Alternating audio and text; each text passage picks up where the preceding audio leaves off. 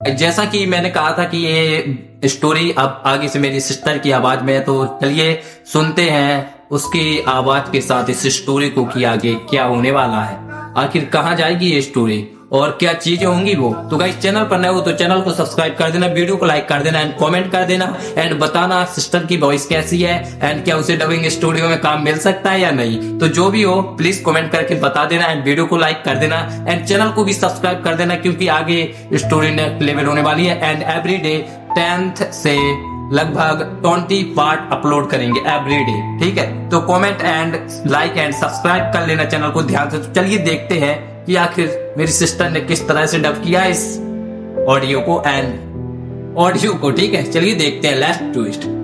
अगले दिन सुबह अहान और शनाया तैयार होकर ब्लूमिंग फार्म हाउस पहुंचे। ब्लूमिंग फार्म हाउस विकी का था। अहान का ऐसी जगह चुनने का कारण ये था कि विकी के इलाके में कोई भी उसका कुछ नहीं बिगाड़ पाएगा। अगर उन्होंने आराम से प्रोजेक्ट दे दिए तो ठीक, वरना वहां उनके साथ कुछ और भी कर सकता था वो। विकी उनको रिसीव करने बाहर तक आया था। Welcome young master. Thank you Vicky, Shanaya ने मुस्कुराते हुए कहा।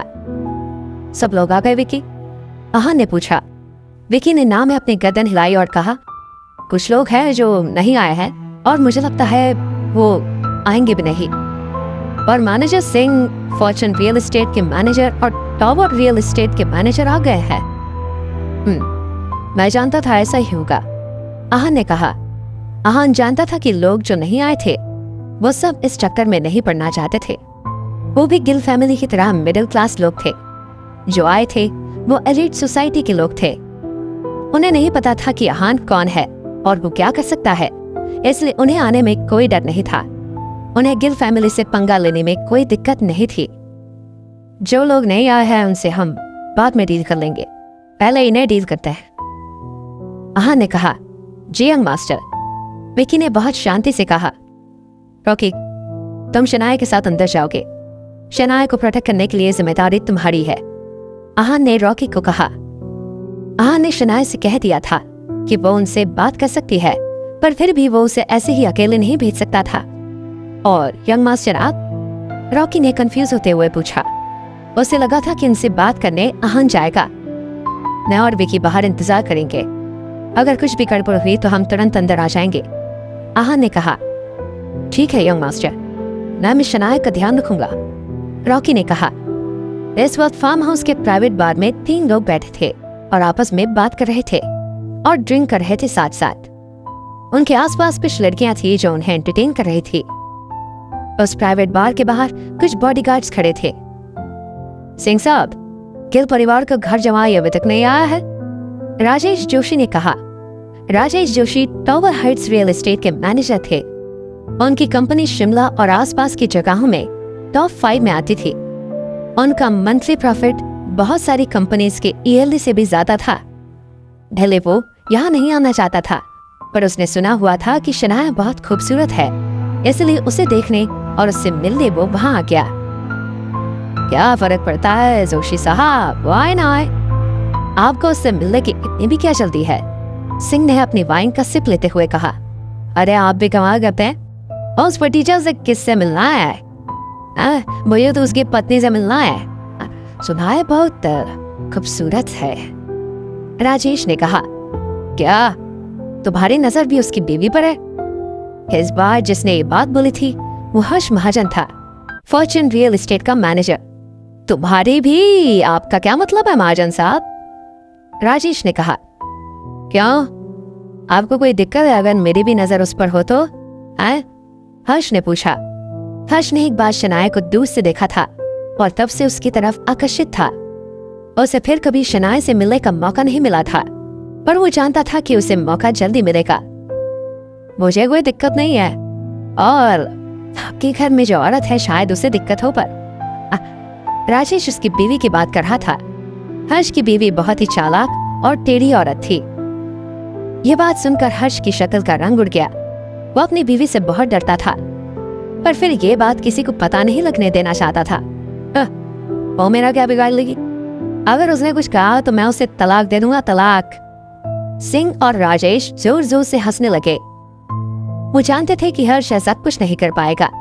ये देखकर हर्ष को शर्म आ गई। उसने कहा, तुम दोनों क्यों मुसीबत मोल लेना चाहते हो? मुसीबत? और मैं? तुम अपने आप को समझते क्या हो? राजेश ने कहा। इसके साथ ही राजेश और हर्ष में बहस शुरू हो गई। उन्हें रोकने के लिए सिंह ने कहा, ओ अब बस भी करो तुम दोनों, वो लोग कभी यहाँ आए भी नहीं है और तुम इस तरह लड़ रहे हो। सिंह की बात टालने की हिम्मत दोनों में नहीं थी और दोनों चुप हो गए। क्या शनाया सच में इतनी खूबसूरत है? सिंह ने पूछा। उसने सुना तो था कि शिमला शहर में वो सबसे खूबसूरत है, पर उसने कभी भी इस बात पर भरोसा नहीं किया था। अगर वो इतनी खूबसूरत होती तो उसकी शादी किसी भी अमीर खानदान में हो सकती थी, पर उसकी शादी हुई एक मामूली एम्प्लॉय के साथ जो बाद में उन्हीं का घर जमाई बन गया। सिंह ये देखकर हैरान था कि राजेश और हर्ष जैसे लोग उसके लिए आपस में लड़ रहे थे। सिंह साहब, वो सच में बहुत सुंदर है। लड़के उसकी खूबसूरती पर मरते हैं और लड़कियां जलती है, हर्ष ने कहा। अच्छा, फिर तो आज देखना पड़ेगा कि मिस शनाया में ऐसा क्या है, सिंह ने कहा। इतने में प्राइवेट बार का गेट खुला और शनाया अंदर आई। शनाया ने एक बहुत ही स्टाइलिश फॉर्मल सूट पहना हुआ था। वो कॉन्फिडेंस के साथ चल कर आ रही थी और उसके पीछे रॉकी आ रहा था। रूम में शांति हो गई। सिंह और राजेश ने उसे पहली बार देखा था और देखते ही रह गए। शनाया उन तीनों की नजर को अच्छे से पहचान गई। उनको ऐसे घुटते देख उसे गुस्सा आ रहा था। वो यही सोच रही थी कि चाहे कुछ भी हो जाए, शनाया को वो पाकर ही रहेंगे। हेलो मिस शनाया, मैं मैनेजर सिंह हूँ, सिंह ने अपना हाथ आगे बढ़ाते हुए कहा। इसके बाद राजेश और हर्ष ने उसे वेलकम किया। शनाया को उनके साथ थोड़ा अनकंफर्टेबल फील हो रहा था, पर उसके लिए प्रोजेक्ट्स वापस लेना ज्यादा इंपॉर्टेंट था। शनाया ने बिना मन उसके साथ हाथ मिलाया और फिर उनके सामने वाले सोफे पर बैठ गई। मैनेजर जोशी, मैनेजर सिंह और मैनेजर महाजन, आप तीनों तो जानते ही हैं। शनाया इधर उधर की बात किए सीधा पॉइंट पर आना चाहती थी, बस सिंह ने उसे बीच में रोक दिया। मिस शनाया, काम की बात तो होती रहेगी, पहले हमारे साथ एक दो ड्रिंक्स तो लीजिए। मैनेजर सिंह, हम यहाँ बिजनेस के बारे में बात करने आए हैं, मैं ड्रिंक नहीं कर सकती, शनाया ने रूखी आवाज में कहा। ड्रिंक नहीं कर सकती? मिस शनाया, इसमें कोई बुराई नहीं है, सिंह ने कन्विंसिंगली कहा। मैनेजर सिंह, मैंने कहा ना नहीं, शनाया ने स्ट्रांगली अपनी बात कही। हर मिस शनाया, आप हमसे बिजनेस के बारे में बात करने आई हैं और आप ड्रिंक नहीं करेंगी, ऐसा कैसे चलेगा? इस बार ये बात हर्ष ने बोली।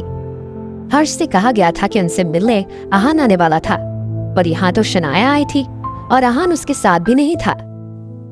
इसलिए हर्ष ने सोचा शायद आहान शनाया से कॉम्प्रोमाइज करवाकर ये प्रोजेक्ट्स वापस लेना चाहता था। उन्हें अपने लिए ये अच्छा मौका लग रहा था। हर्ष को ये सब सिर्फ शनाया का नाटक लग रहा था। इतना सुनकर शनाया इरिटेट हो गई। उसने अपने सामने पड़ा हुआ गिलास उठाया और एक बार में ही वाइन पी ली। शनाया सिर्फ आहान के प्रोटेक्शन में नहीं रहना चाहती थी। आहान ने उसे कहा था वो अपने साथ गलत न होने दे, पर इस गलत दुनिया में वो खुद को हर बार कैसे बचा सकती थी? मिस शनाया, आप तो कमाल है, सिंह ने उसकी ग्लास में वाइन डालते हुए कहा। लीजिए एक ग्लास और। उसने ग्लास शनाया को ऑफर किया। रॉकी वहां खड़ा हुआ सब कुछ देख रहा था। वो कुछ कर नहीं सकता था क्योंकि आहान ने मना किया था, पर वो जानता था कि कुछ न कुछ प्रॉब्लम तो होने ही वाली है। अगर शनाया नशे में हुई और उन्होंने रॉकी को कहीं भेज दिया तो फिर शनाया के साथ कुछ भी हो सकता था। मैनेजर सिंह, मैं पी लूंगी, पर पहले मुझे आपसे साफ साफ जवाब चाहिए, शनाया ने सिंह की तरफ देखते हुए कहा। क्या जवाब चाहिए आपको? सिंह ने पूछा। जो प्रोजेक्ट्स आपको शौर्य ने बेचे हैं मुझे वापस चाहिए, शनाया ने कहा। मिस शनाया, वो प्रोजेक्ट्स मैंने शौर्य से पैसे देकर खरीदे हैं, हमने कॉन्ट्रैक्ट साइन किया है। आप ऐसे अचानक मांग लेंगी तो मैं नहीं देख सकता, ये इतना आसान नहीं है, मैनेजर सिंह ने कहा। शनाया सिंह का इशारा समझ गई थी। वो जानती थी कि इन लोगों से डील करना इतना आसान नहीं होगा। जो भी आपकी शर्तें हैं आप मुझे बताइए, पर वो मुझे प्रोजेक्ट्स चाहिए। वो वे टर्म्स डिस्कस कर लेंगे शनाया, सिंह ने मुस्कुराते हुए कहा। जी बोली, क्या चाहते हैं आप? शनाया ने कहा। मैं शनाया, मैंने शौर्य से 7 प्रोजेक्ट खरीदे हैं। अगर आपको सारे प्रोजेक्ट्स वापस चाहिए तो आपको हर प्रोजेक्ट के लिए 1 ग्लास वाइन पीनी पड़ेगी। इसका मतलब 7 प्रोजेक्ट और 7 ग्लास वाइन। सिंह ने अपने हाथ में वाइन ग्लास उठाते हुए कहा। शनाया के चेहरे का रंग बदल गया। शनाया की ड्रिंकिंग कैपेसिटी बहुत मामूली थी। 7 ग्लास तो दूर की बात थी, वो 3 ग्लास भी नहीं पी पाती। फिर शनाया ने सोचा कि अगर मैं 7 ग्लास वाइन भी पी लूं, तो क्या गारंटी है कि मैनेजर सिंह सारे प्रोजेक्ट्स दे देगा। क्या हुआ मिस शनाया? क्या ये बहुत ज्यादा है? सिंह ने जब देखा कि शनाया के चेहरे का रंग बदल गया है, तब उसने उससे ये सवाल किया। शनाया अपने मन में सोचने लगी, ज्यादा? ये शायद बहुत ज्यादा है। 7 प्रोजेक्ट्स के लिए कितने भी पैसे मांग सकता था, पर इसने मांगा 7 ग्लास वाइन। शनाया सोच में थी। अगर पहले वाली शनाया होती तो इस बात को कभी नहीं मानती। वो तुरंत आहान को बुला लेती और बिना एक घूंट वाइन पिए उसे ये प्रोजेक्ट्स मिल जाते। पर अब वो आहान की मदद नहीं लेना चाहती थी। वो हमेशा आहान के भरोसे नहीं रहना चाहती थी। शनाया बहुत उलझन में थी। एक वक्त था जब सब आहान को बेकार समझते थे। शनाया की इच्छा थी कि आहान भी कुछ बड़ा कर सके और अपनी वैल्यू बता सके। आज जब ऐसा था, तब वो हर वक्त आहान पर भरोसा नहीं करना चाहती थी। वो साबित करना चाहती थी कि वो सिर्फ खूबसूरत ही नहीं, बल्कि स्ट्रांग और इंडिपेंडेंट भी है, एकदम आहान और रायजादा परिवार के लायक। यही कारण था कि उसने कहा था कि इन सबसे आज वो बात करेगी। शनाया ने लंबी सांस ली और कहा, नहीं ज्यादा नहीं। शनाया ने फैसला ले लिया था। अब से वो अपने फैसले खुद लेने वाली थी। वो आहान की कमजोरी नहीं, आहान की ताकत बनना चाहती थी। आगे चलकर अगर कोई प्रॉब्लम आए तो वो आहान के पीछे नहीं, आहान के साथ खड़ा होना चाहती थी। ठीक है मिस शनाया, तो फिर आप वाइन के 7 ग्लास पिएंगी? सिंह ने खुश होते हुए कहा, मैं ये वाइन पी लूंगी, पर फिर मैनेजर सिंह क्या करेंगे? शनाया ने सिंह की तरफ देखते हुए पूछा। शनाया, मैंने कहा ना, मैं आपको आपके प्रोजेक्ट्स वापस दे दूंगा। मैं चाहे कुछ भी करूं, पर अपनी जुबान से नहीं मुकरूंगा, सिंह ने कहा। और अगर आप मुकर गए तो? शनाया ने सवाल किया। तो जो सजा आप मुझे देंगे मुझे मंजूर होगी, सिंह ने कहा। शनाया की टोन धमकाने वाली थी, पर सिंह ने सोचा कि 7 ग्लास वाइन के बाद शनाया कितना ही याद रख लेगी। ठीक है, फिर आपने जो कहा है उसे याद रखिएगा, शनाया ने रूखी आवाज में कहा। रॉकी शनाया को रोकना चाहता था, पर वो ऐसा नहीं कर सकता था। बार से बाहर आहान भी परेशान हो रहा था। शनाया और बाकी सब उसकी नजर में ही थे। आहान समझ गया था कि शनाया अपने आप को प्रूव करना चाहती है। वो ये भी जानता था कि उसका ये फैसला लेने के पीछे का कारण रायजादा परिवार है। रायजादा परिवार की वजह से वो बहुत प्रेशर में थी। पिछले दिनों में जो कुछ भी हुआ था, उसे लेकर शनाया उदास रहने लगी। यंग मास्टर, मैं अंदर जाके उन्हें रोकूं? विकी ने पूछा। उसे नजर आ रहा था कि आहान कितना परेशान हो रहा था। आहान शनाया से बहुत प्यार करता था और उसके होते हुए शनाया को कुछ हो नहीं सकता था, पर इस वक्त आहान कुछ नहीं कर रहा था। नहीं, रहने दो, अब तक तो शनाया नशे में होगी, आहान ने कहा। इस वक्त शनाया के सामने 4 ग्लास खाली थे। वाह, मिस शनाया तो स्टार है, हर्ष ने कहा। मुझे यकीन नहीं हो रहा है कि मिस शनाया की ड्रिंकिंग कैपेसिटी इतनी अच्छी है, राजेश ने कहा। दोनों मिलकर शनाया को चढ़ाने की कोशिश कर रहे थे। उनके हिसाब से उन्हें प्रोजेक्ट्स भी वापस नहीं देने पड़ेंगे और शनाया भी उनकी हो जाएगी। उन्हें लग रहा था कि उन्होंने एक तीर से 2 निशाने लगाए हैं। शनाया अब थोड़े थोड़े नशे में थी। उसे लग रहा था कि उसने अपने हिसाब से ज्यादा वाइन पी ली थी। शनाया का सिर चकराने लगा था। क्या नशे की हालत में शनाया के साथ कुछ गलत होगा, या फिर आहान उसे बचा लेगा? क्या शनाया को प्रोजेक्ट्स वापस मिलेंगे? बस मिस शनाया, मैं आपको और नहीं पीने दे सकता। जैसे ही शनाया ने 5वां ग्लास उठाया, रॉकी ने उसे रोकते हुए कहा।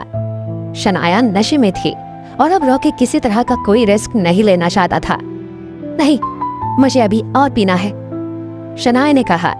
शनाया अपनी जिद पर थी और कांपते हुए हाथों से ग्लास उठाने लगी। रॉकी शनाया को रोकना चाहता था और उसने कोशिश की कि अब इतने में मैनेजर सिंह उसके आगे आकर खड़ा हो गया। देखो, दूसरों के मामले में टांग मत अड़ाओ। अगर वो बोल रही है कि उसे पीना है तो पीने दो, सिंह ने कहा। सिंह अपना बना बनाया खेल बिगाड़ना नहीं चाहता था। मैनेजर सिंह, आप नहीं जानते कि मिस शनाया यंग मास्टर के लिए क्या मायने रखती है, इसलिए मैं आपको बोलूंगा कि ऐसी गलती मत कीजिए। रॉकी ने सिंह को चेतावनी देने की कोशिश की।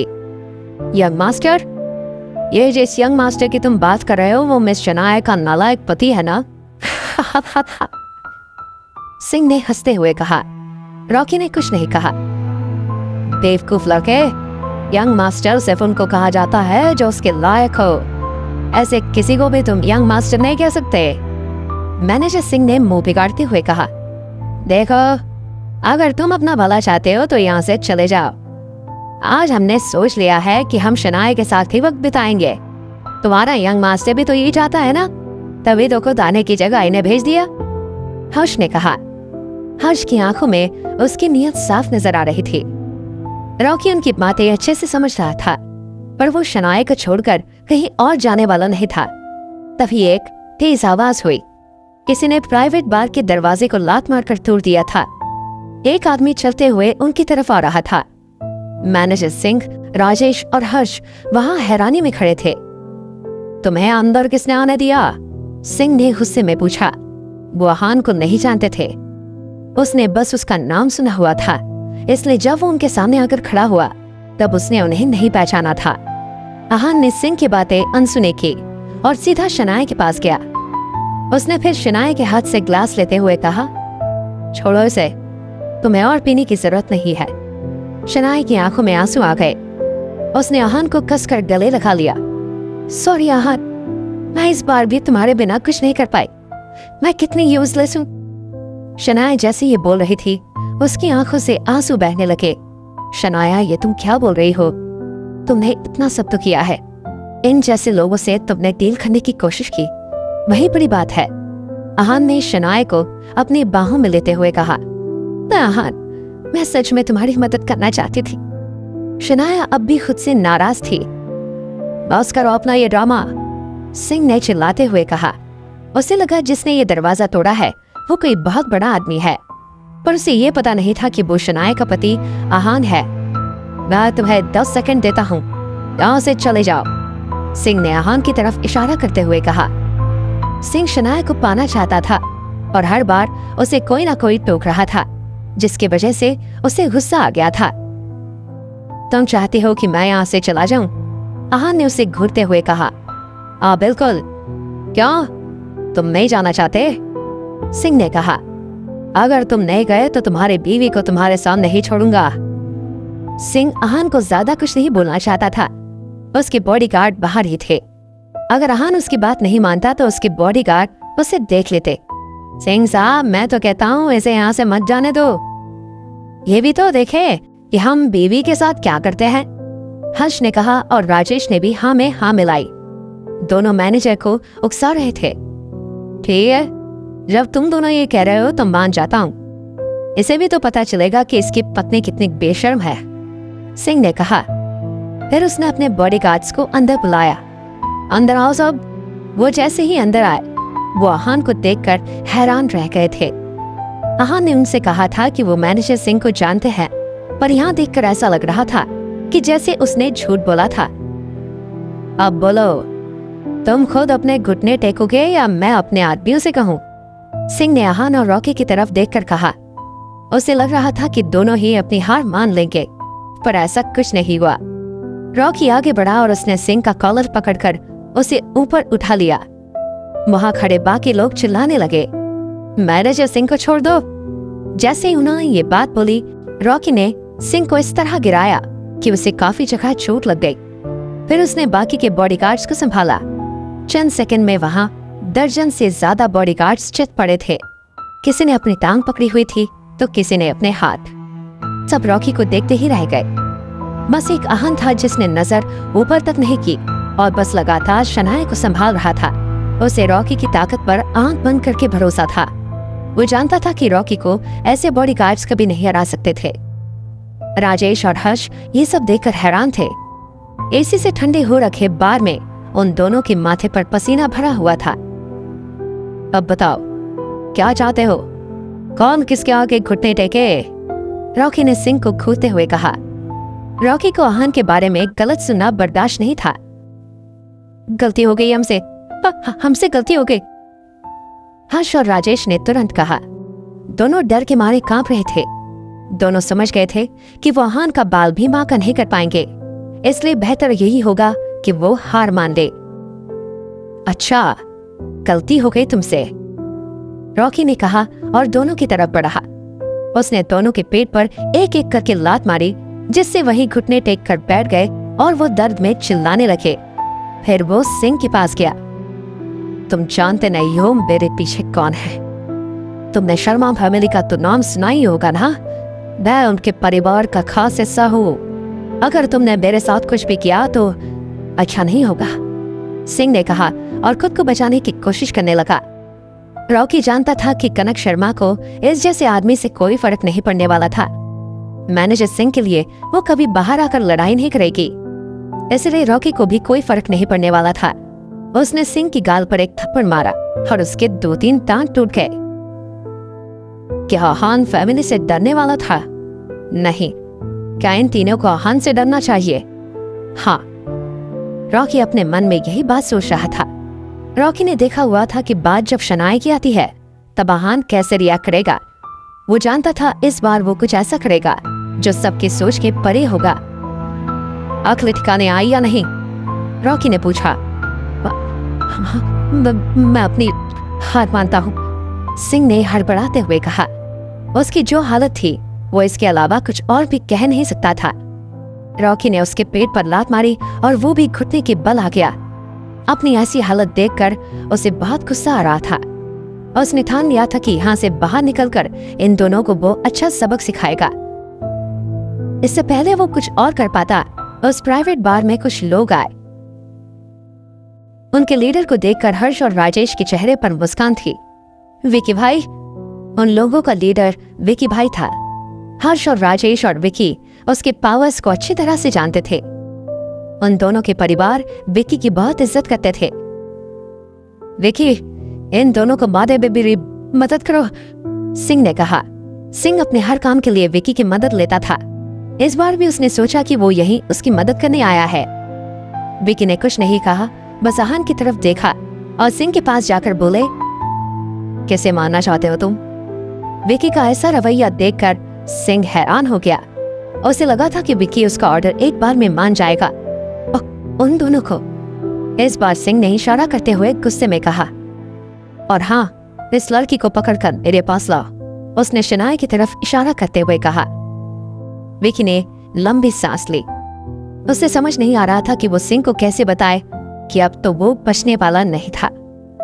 विकी को शान खड़ा देखकर सिंह फिर से गुस्से में बोले, विकी, मैं जानता हूँ ये तुम्हारा इलाका है और तुम यहाँ कुछ भी कर सकते हो। ये सुनकर विकी ने आहान की तरफ देखा। आहान इस वक्त शनाया को बाहों में लिए हुए खड़ा था और उसे संभाल रहा था। फिर उसने सिंह की तरफ देखा और उससे पूछा, तुम कैसे मरना चाहोगे? तुम्हारा दिमाग खराब हो गया है क्या? अगर मुझे कुछ हो गया तो कनक मैडम तुम्हें छोड़ेगी नहीं, सिंह ने गुस्से में लाल होते हुए कहा। अब चाहे जो कुछ भी हो जाए, तुम बच नहीं सकते। इतना कहकर विकी ने सिंह को मारना शुरू किया। तुम मौत को बुलावा दे रहे हो विकी, तुम में से कोई नहीं बचेगा, सिंह ने इतना कहा और विकी पर हमला करने आगे बढ़ा। इतने में पीछे से 8-10 आदमी आए और उसे घेर कर उसे मारने लगे। सिंह की सांस रुकने लगी। सिंह में जब मार खाने की हिम्मत नहीं बची तब सब रुक गए। विकी आहान के पास गया और उससे पूछा, यंग मास्टर, इन तीनों के साथ हमें क्या करना चाहिए? Young master? विकी भी इस आदमी को यंग मास्टर बुला रहा है। आखिर इस आदमी का सच क्या है? हम लोगों ने पंगा लेकर गलत कर लिया। तीनों इस वक्त यही सोच रहे थे। शनाया, तुम यहाँ बैठो।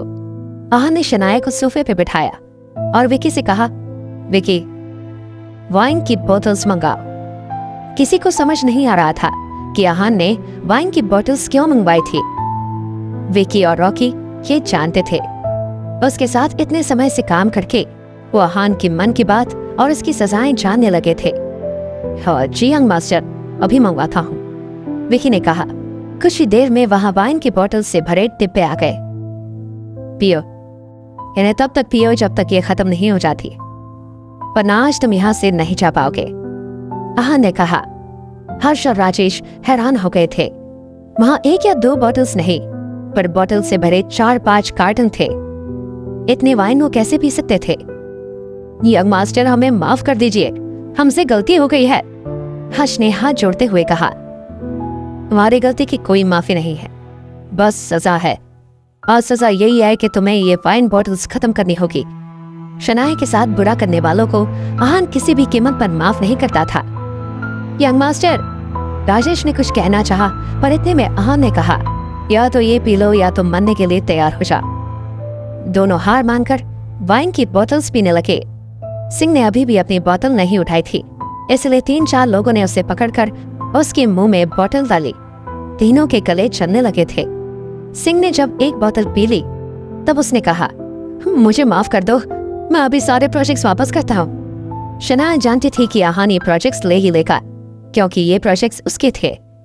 जब सिंह सारे प्रोजेक्ट्स देने के लिए मान गया, तब आहान ने विकी और रॉकी को कुछ इशारा किया, जो दोनों समझ गए और शनाया को लेकर वहां से चले गए।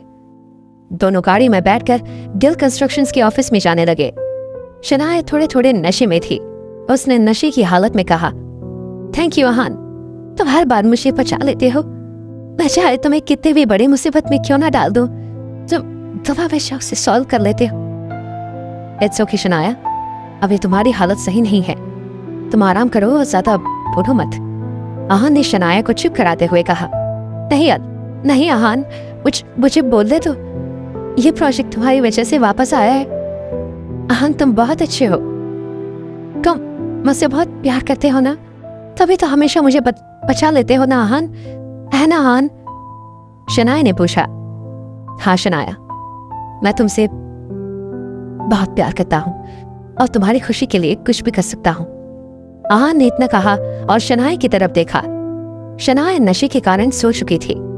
आहान को हंसी आ गई और फिर से वो रोड पर ध्यान देने लगा। क्या शनाया ने आहान का कन्फेशन सुना होगा? क्या ये इन दोनों की जीवन की नई शुरुआत है? कॉन्ट्रैक्ट पेपर्स देखकर आनंद गिल कैसे रिएक्ट करे? गिल कंस्ट्रक्शन के ऑफिस में आनंद गिल अपने केबिन में बैठे हुए कुछ फाइल्स देख रहे थे। तभी उनके केबिन में शौर्य आया। दादाजी, क्या मैं अंदर आ सकता हूँ? उन्होंने उसे अंदर तो बुला लिया, पर ज्यादा कोई भाव नहीं दिया। ये देखकर शौर्य ने कहा, दादाजी, जो कुछ भी हुआ मैं उसके लिए माफी चाहता हूँ। मैं पैसे कमाने के पीछे इतना पागल हो गया था और बैटरजी सिंह की वजह से बह गया था। सॉरी दादाजी, आप मुझे जो सजा देंगे मुझे मंजूर होगी। ये कहते हुए शौर्य ने आनंद के लिए चाय बनाई, उसमें कुछ मिलाया और आनंद को दी। चाय देने के बाद वो आनंद के पैरों के पास ही बैठ गया। सजा दूं? तुम्हें सजा देने से क्या हो जाएगा? क्या वो प्रोजेक्ट्स वापस आ जाएंगे? आनंद ने रूखी आवाज में कहा। नहीं, शौर्य ने कहा।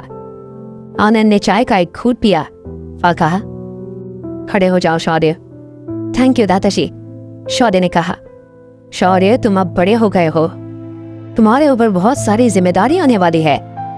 पहले मैं तुम्हारी गलतियां माफ कर देता क्योंकि तुम छोटे थे, पर अब तुम 26 साल के हो गए हो। अगर तुम अब भी ऐसी हरकतें करोगे तो मैं तुम्हें गिल कंस्ट्रक्शन कैसे सौंपूंगा? आनंद ने उसे समझाते हुए कहा। आनंद अपने सब बच्चों में सबसे ज्यादा प्यार शौर्य से करता था। उसकी इतनी बड़ी गलती के बाद वो उसे गिल परिवार से निकाल सकता था। उसे वाइस प्रेसिडेंट की पोजीशन से भी उसने इसलिए निकाला था क्योंकि आगे चलकर कोई भी ऐसी वो गलती ना करे। शौर्य उनकी बातें ध्यान से सुन रहा था। शौर्य, अगर आहान स्प्रिंग कॉर्पोरेशन के प्रोजेक्ट्स वापस ले आए तो अभी के लिए उसका इंचार्ज शगुन को ही रहने दो। तुम्हें कुछ दिन इंतजार करना होगा, आनंद ने कहा। आनंद आहान के बारे में कुछ नहीं जानता था, पर फिर भी उसे भरोसा था कि वो प्रोजेक्ट्स उन्हें वापस मिल जाएंगे। दादाजी, मैं और इंतजार नहीं कर सकता, शौर्य ने कहा। और इंतजार नहीं कर सकते मतलब? तुम मेरी बात मानने से मना कर रहे हो? आनंद ने अपने माथे पर सर लाते हुए पूछा। हाँ, मैं और इंतजार नहीं करूंगा, मुझे स्प्रिंग कॉर्पोरेशन प्रोजेक्ट्स अभी चाहिए, शौर्य ने चिल्लाते हुए कहा। बदतमीज लड़के, तुम मेरे सामने इतनी ऊंची आवाज में बोल रहे हो? आनंद को गुस्सा आ गया। तुम क्या चाहते हो कि मैं तुम्हें अपनी कुर्सी भी दे दूं? शौर्य ने उनकी तरफ तरस भरी नजरों से देखा और कहा, दादाजी, आपको अपनी कुर्सी मुझे देने की जरूरत नहीं है। वो कुर्सी मैं आपसे खुद ले लूंगा। तुम्हारे कहने का क्या मतलब है? आनंद के चेहरे का रंग बदल गया। दादाजी, आपका पोता इतना भी बुरा नहीं है। वो तो बस इतना चाहता है कि उसके दादाजी अब बूढ़े हो गए हैं, सो उन्हें आराम करना चाहिए। शौर्य ने कहा, आराम? आनंद बहुत कंफ्यूज हो गया था, पर इससे पहले वो कुछ सोच पाता उसका सर चकराने लगा। शौर्य, तुमने चाय में कुछ मिलाया है? आनंद को विश्वास नहीं हो रहा था कि उनका अपना पोता उनके साथ ऐसा कर सकता था। हाँ, शौर्य ने मुस्कुराते हुए कहा, मैंने चाय में ऐसा कुछ मिलाया है जिससे अब आप आराम कर सकेंगे और मैं आराम से इस कुर्सी पर बैठूंगा। मैंने तुम्हें इतना सपोर्ट किया और तुमने मेरे साथ ये किया। आनंद का दिल बिल्कुल टूट गया था। उनकी आंखों में आंसू थे। हर बार उन्होंने शौर्य का ही साथ दिया था, चाहे वो गलत हो या फिर सही, पर आज तो उसी शौर्य की वजह से वो मौत के करीब थे। दादाजी, मैं ऐसा नहीं करना चाहता था, पर आप बहुत सालों से इसी कुर्सी पर बैठे हैं, अब इस पर बैठना मैं डिजर्व करता हूँ, शौर्य ने कहा। शौर्य के मन में कोई शर्म या गिल्ट नहीं थी। यह सच नहीं हो सकता। क्या तुम सच में मुझे मार कर इस कुर्सी पर बैठना चाहते हो? आनंद ने पूछा। आनंद को अभी भी विश्वास नहीं हो रहा था। दादाजी, आप अपने पोते को माफ कर देंगे ना? शौर्य ने पूछा। आखिर तो ये कुर्सी मेरी ही होनी है, फिर अभी क्यों नहीं? इस वक्त आनंद ने कुछ कहने की कोशिश की, पर वो बोल नहीं पाया। उसका मुंह टेढ़ा होने लगा था। दादाजी, आप अपने पोते से इतना प्यार करते हैं? मुझे विश्वास है कि आप मुझे माफ कर देंगे, शौर्य ने कहा और मुस्कुराने लगा। आनंद की आंखों में गुस्सा और अफसोस दोनों थे। शौर्य की इस हरकत ने उन्हें पूरी तरह से तोड़ दिया था। धीरे धीरे आनंद की सांसें धीमी होने लगी थी। जब उनकी सांसें बिल्कुल सुनाई देती हो गई, तब शौर्य ने अपने हाथों से उनकी आंखें बंद कर दी। उसके चेहरे पर एक सुकून भरी मुस्कान थी। शौर्य ने आनंद के हाथ से वसीयत का स्टैंप लगवा लिया। अब कोई कुछ भी बोले, वसीयत के हिसाब से तो शौर्य ही चेयरमैन बनने वाला था। किसी का कुछ भी कहना कोई मायने नहीं रखता था। शौर्य ये सब सोचकर खुश हो रहा था। इस वक्त आहान और शनाया ऑफिस पहुंच गए थे। आहान ने कहा, शनाया उठो, हम ऑफिस आ गए हैं। शनाया जैसे ही उठी, उसका सिर बहुत भारी हो गया था। उसने खुद को संभाला और आहान का हाथ पकड़कर ऑफिस की तरफ चली गई।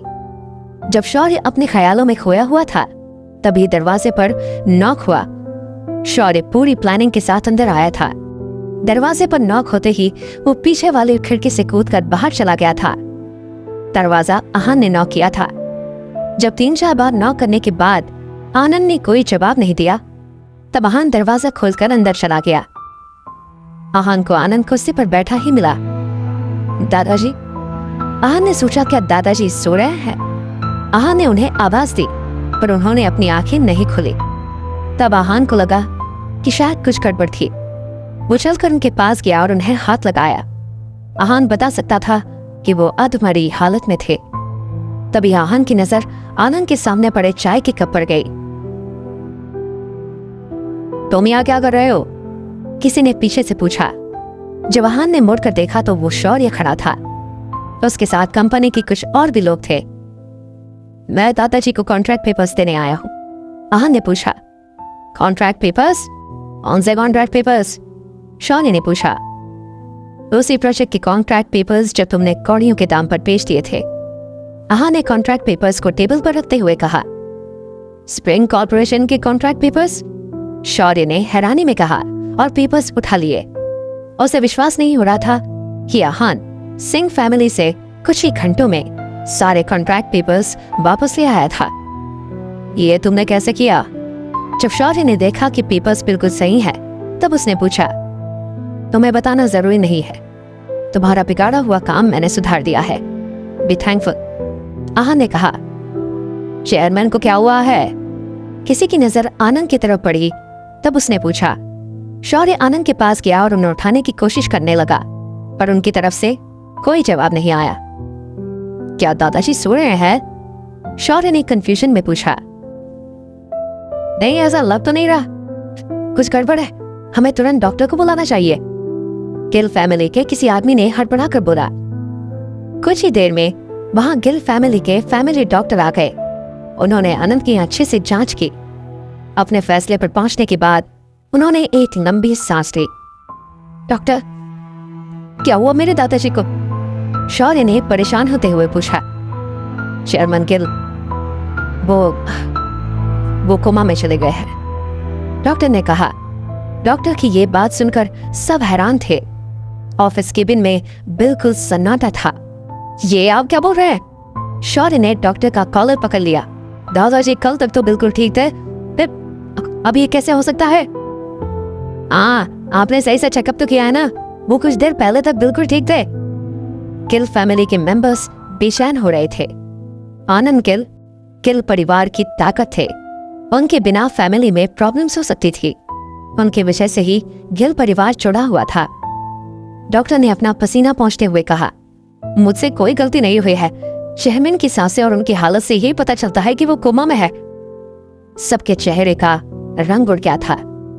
अगर डॉक्टर ऐसा कह रहा था तो शायद सच ही कह रहा था, पर किसी को भी इस बात पर विश्वास नहीं हो रहा था। दादाजी उठिए ना, उतना बोलकर शौर्य उनके आगे बैठ गया। सबकी आंखें नम थी। ये बात सबको सदमे की तरह लग रही थी। पर अहान चुपचाप खड़ा था। उसे थोड़ा बुरा जरूर लग रहा था, पर उसके रिश्ते आनंद से इतने अच्छे नहीं थे, तो वो कुछ ज्यादा रिएक्ट नहीं कर पाया। डॉक्टर, दादाजी के साथ ऐसा क्यों हुआ? शौर्य ने डॉक्टर से पूछा। उसकी आंखों में पानी था। चेयरमैन हमेशा से फिट रहे हैं, उनके मेडिकल चेकअप तक हमेशा मैंने ही किए हैं। उनको कोई बीमारी नहीं थी। इसका मतलब जरूर उन्हें किसी तरह का टेंशन हुआ होगा, या फिर बॉडी में कोई रिएक्शन हुआ होगा। डॉक्टर ने समझाते हुए कहा। टेंशन या रिएक्शन? सभी एक दूसरे को देखकर फुसफुसाने लगे। यस, डॉक्टर ने आगे समझाना शुरू किया। ये किसी ऐसी चीज की वजह से हो सकता है जो चेयरमैन एक्सेप्ट नहीं कर पाए हों, जैसे कोई फैसला उनकी मर्जी से हुआ हो, या कोई बात उनके मन में बिल्कुल बैठ गई हो।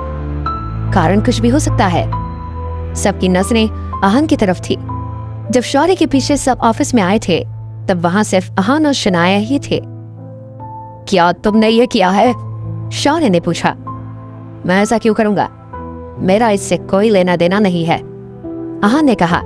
अहान समझ गया कि शौर्य नाटक कर रहा है। हम आए तब ऑफिस में सिर्फ तुम दोनों थे। जरूर तुमने कुछ किया होगा, शौर्य ने कहा। मैं आप लोगों के आगे, आपके आगे ही तो आया था मैं। मुझे आए 1 ही मिनट हुआ था, अहान ने कहा था। इस बात का कोई सबूत है तुम्हारे पास? इस बार गिल फैमिली के दूसरे लोगों ने सवाल किया। नहीं, मेरे पास कोई सबूत नहीं है, अहान ने अपना गुस्सा छुपाते हुए कहा। वो जानता था कि सब उस पर बिना मतलब अटैक कर रहे हैं, खासकर शौर्य। शौर्य बोलना चाहता था कि शायद इस चाय में कुछ गड़बड़ थी, पर उसने ऐसा नहीं किया। उसे लगा कि अगर उसने ये बात अचानक बोल दी तो कुछ सवाल उस पर भी उठ सकते हैं कि आखिर उसका अंदाजा इतना सही कैसे हो सकता है। इसीलिए वो चुप रहा और किसी का ध्यान चाय के कप की तरफ नहीं जाने दिया। बकवास, तुम बकवास कर रहे हो। जरूर तुमने और शनाया ने दादाजी से कुछ कहा होगा जिसकी वजह से उनकी ये हालत हो गई। शौर्य पहले अहान पर कोई इल्जाम नहीं लगाना चाहता था, पर जब उसने देखा कि सब अहान पर शक कर रहे हैं, तो उसने ऐसा सोचा कि इस बात का फायदा उठाया जा सकता था। शौर्य, तुम्हें सच में लगता है कि मुझे नहीं पता कि तुमने क्या किया है? अहान ने शौर्य को डराने की कोशिश की। उसे लगा था कि अगर शौर्य ने ऐसा कुछ किया होगा तो वो अपनी गलती खुद ही मान लेगा। मैंने क्या किया? शौर्य को थोड़ा डर तो लग रहा था, पर फिर भी उसने कॉन्फिडेंटली कहा। जब मैं यहाँ आया था तब तुम यहाँ थे, मैं तो तुम्हारे बाद आया ना। शौर्य सबके मन में अहान के खिलाफ शक पैदा करना चाहता था, और इस काम में वो सक्सेसफुल भी हो गया था। गिल परिवार के लोग गुस्सा होने लगे। जरूर ये इसी ने किया है। कल इसी ने कहा था कि इसे शनाया के लिए अलग घर और बिजनेस में शेयर चाहिए। शायद चेयरमैन को यही बात बुरी लगी हो। इसने कभी भी चेयरमैन की इज्जत नहीं की थी। जरूर इसकी वजह से ही चेयरमैन की ये हालत हुई है। सबने आहान के खिलाफ बोलना शुरू कर दिया था। इस वक्त वहां बाकी परिवार के लोग भी आ गए थे और सब आहान को कोस रहे थे। शनाया ने आहान का हाथ पकड़ते हुए कहा, आहा, तुम ठीक तो हो ना? भले ही पूरा परिवार आहान के खिलाफ था, पर शनाया जानती थी कि आहान ने कुछ नहीं किया था। उसे ऐसा कुछ करने की जरूरत ही नहीं थी। मैं ठीक हूं शनाया, डोंट वरी, आहान ने कहा। हमें तुरंत पुलिस को बुलाना चाहिए। यह मामला बहुत बड़ा है, इसे हम में से ऐसे नहीं जाने देना चाहिए, गिल फैमिली के किसी सीनियर ने कहा। हाँ, चेयरमैन ने इसके लिए इतना कुछ किया और उनका एहसान मानने की जगह इसने उन्हें कोमा में भेज दिया, शगुन ने कहा। मैं अभी पुलिस को कॉल करती हूँ। यामिनी भी वहां पहुंच चुकी थी। उसे कल ही यह पता चला था कि आहान ने अलग घर और बिजनेस में हिस्सा मांगा है। इस बात से वो पहले ही नाराज, और अब ये। आहान, तुमने ऐसा क्यों किया? यामिनी ने गुस्से में बोला। तुम क्यों नहीं एक बार के लिए हमसे हमारे बारे में भला सोच सकते? प्रॉब्लम क्या है तुम्हारी? मैं किसी को कोई एक्सप्लेनेशन देना जरूरी नहीं समझता, आहान ने कहा। इतने में वहां पुलिस भी आ गई। सबको लग रहा था कि पुलिस को देखकर आहान पैनिक हो जाएगा, पर ऐसा कुछ नहीं हुआ। वो बिल्कुल आराम से खड़ा था। क्या आहान पुलिस के सामने अपनी बेगुनाही साबित कर पाएगा? क्या सब ये जान पाएंगे कि ये सब शौर्य ने किया था? पुलिस आहान के पास आई और उससे कहा, सर प्लीज हमारे साथ आइए। आहान ने कुछ नहीं कहा और चुपचाप उनके साथ चला गया। आहान चाहता तो उन्हें अपने हिसाब से हैंडल कर सकता था, क्योंकि उसने कुछ गलत नहीं किया था, इसलिए उसे किसी बात का डर नहीं था। अगर वो ऐसा कुछ कर लेता तो सबको लगता कि उसने कुछ गलत किया होगा। जब पुलिस आहान को ले गई तब सब बहुत खुश थे, पर सिर्फ शौर्य जानता था कि आहान का कुछ नहीं बिगड़ेगा। जब पुलिस को पता चलेगा कि आहान ने कुछ नहीं किया है तो वो उसे वहां से जाने देंगे।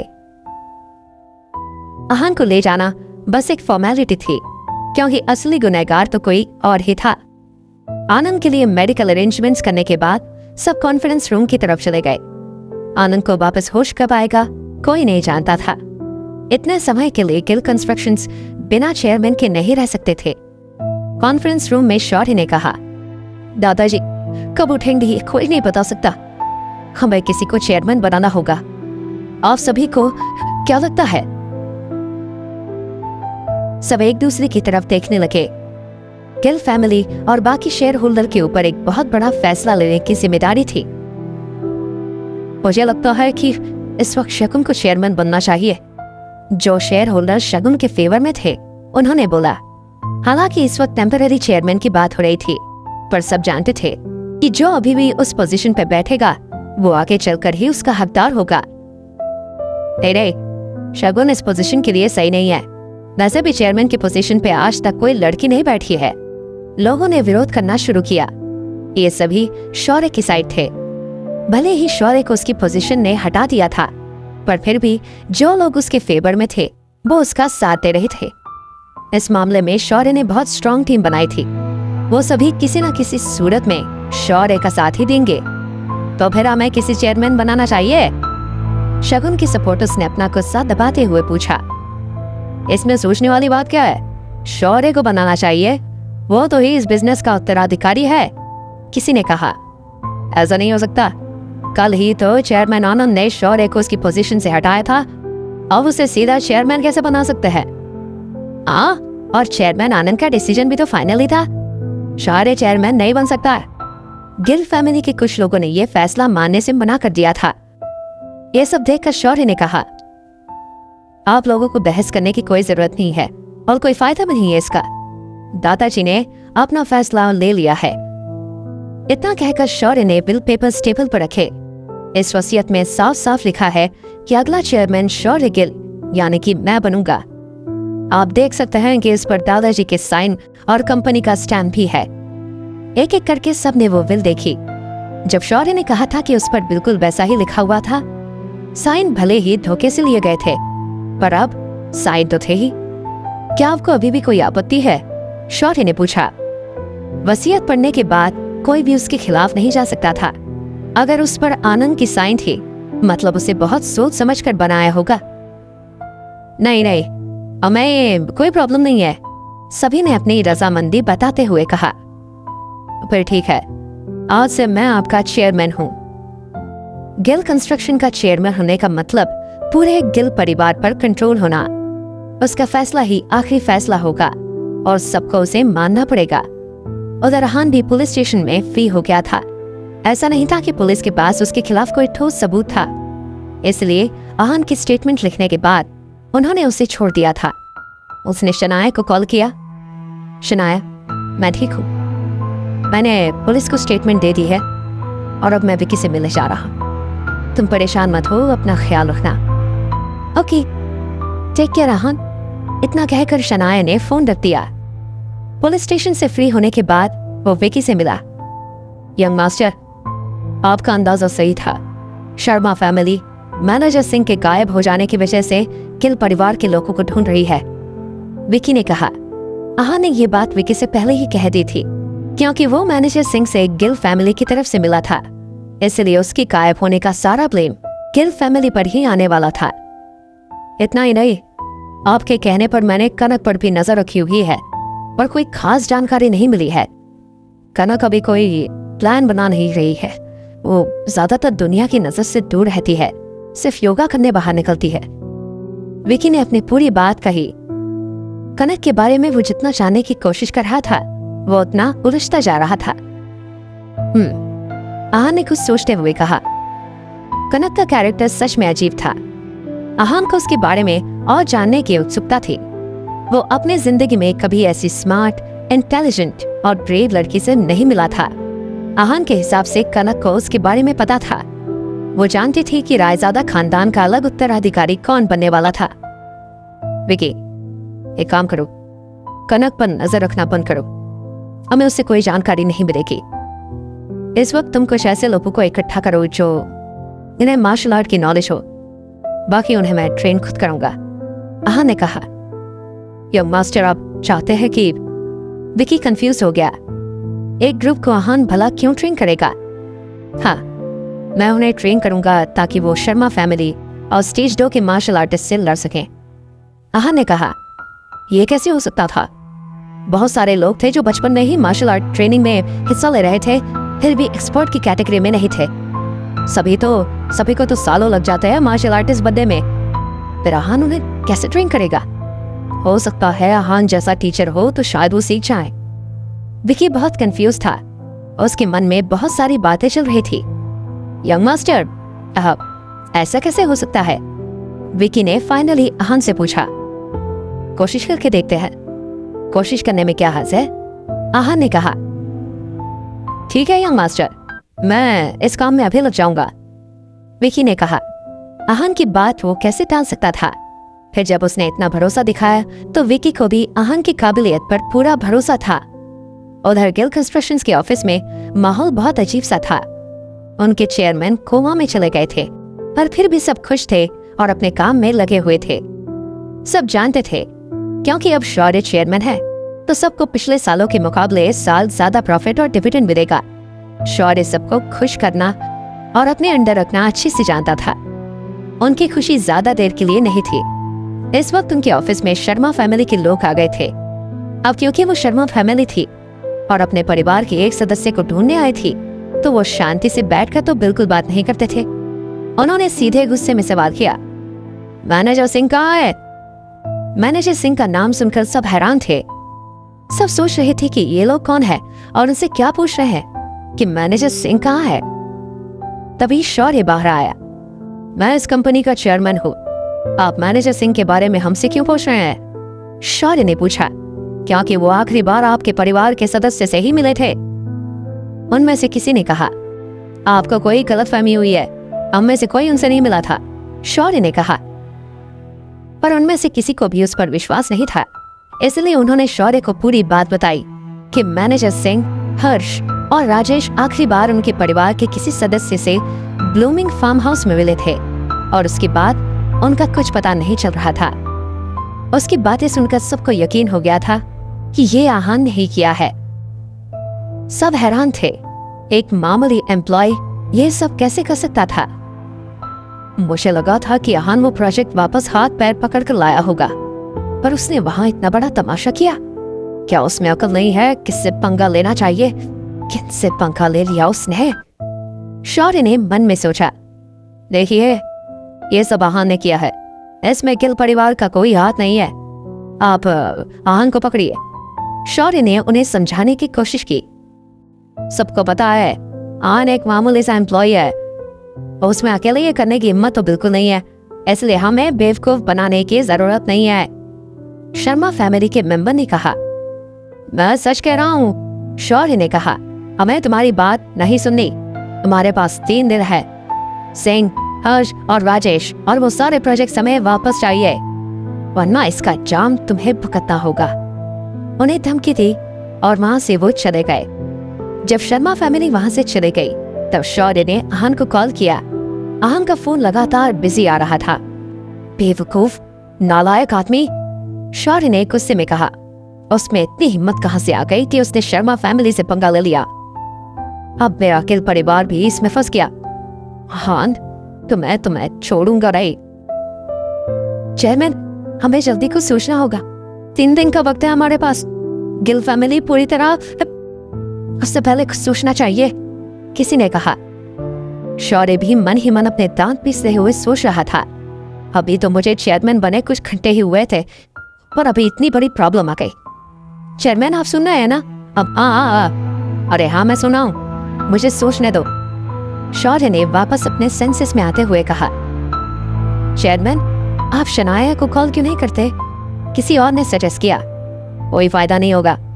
शनाया ने अपना नंबर बदल लिया है, जो मेरे पास नहीं है, शौर्य ने कहा और फोन कट कर दिया। ये सब सुनकर हैरान हो गए। ऐसा कैसे हो सकता है? शनाया इतनी बड़ी धोखेबाज निकली। शनाया ये साहब है। शनाया के खिलाफ गिल ऑफिस में सारी बातें शुरू हो गई थी। सबके चेहरे पर गुस्सा और लाचारी दोनों थे। और मैं जल्दी इन दोनों को ढूंढने के लिए किसी को भेजना चाहिए, किसी ने कहा। उन्हें ढूंढने की क्या जरूरत है? शेखर गिल है ना, वो अभी भी हॉस्पिटल में ही तो है, शौर्य ने कहा। शौर्य शेखर गिल की मदद से आहान और शनाया तक पहुंचने वाला था। वो जानता था कि उन दोनों की शेखर कमजोरी है। पूरे गिल परिवार में सिर्फ शेखर ही था जो आहान को समझता था और उसका सम्मान करता था। आहान को इस बात का बिल्कुल अंदाजा नहीं था कि ऐसा कुछ हो सकता था। उसका सारा ध्यान कनक पर था। इस वक्त वो कुछ भी करके शिमला को पाना चाहता था। आहान के पास विकी का मैसेज आया। कनक एक कार रेसिंग कंपटीशन ऑर्गेनाइज कर रही है। ये एक बहुत ही बड़ी कंपटीशन होने वाली है। वो ये कार रेसिंग अपने लिए एक अच्छा लड़का ढूंढने के लिए ऑर्गेनाइज कर रही है। ये कंपटीशन शिमला और आउटर रीज रोड के बीच होगा। विकी के हिसाब से कनक को सबसे ज्यादा पसंद था वो था कार रेस। उन्हें देखकर वो बहुत एक्साइटेड हो जाती थी। इस कार रेस का कारण था शर्मा फैमिली के लिए दामाद ढूंढना। पूरे शिमला और आसपास के शहरों में हलचल हो गई थी। सब जानते थे कि कनक बहुत खूबसूरत है और इसे पा लेना उनके लिए अच्छा ही होगा। ऊपर से वो शर्मा फैमिली की हेड भी थी। बहुत जगह से लोग इसमें हिस्सा लेने वाले थे। क्या वो वहां खुद आने वाली है? आहान ने मैसेज किया। हाँ, वो वहां पर खुद होगी। विकी का रिप्लाई आया। ठीक है विकी, मेरे लिए इनविटेशन कार्ड अरेंज करो, मैं भी रेस में हिस्सा लूंगा। आहान ने मैसेज किया।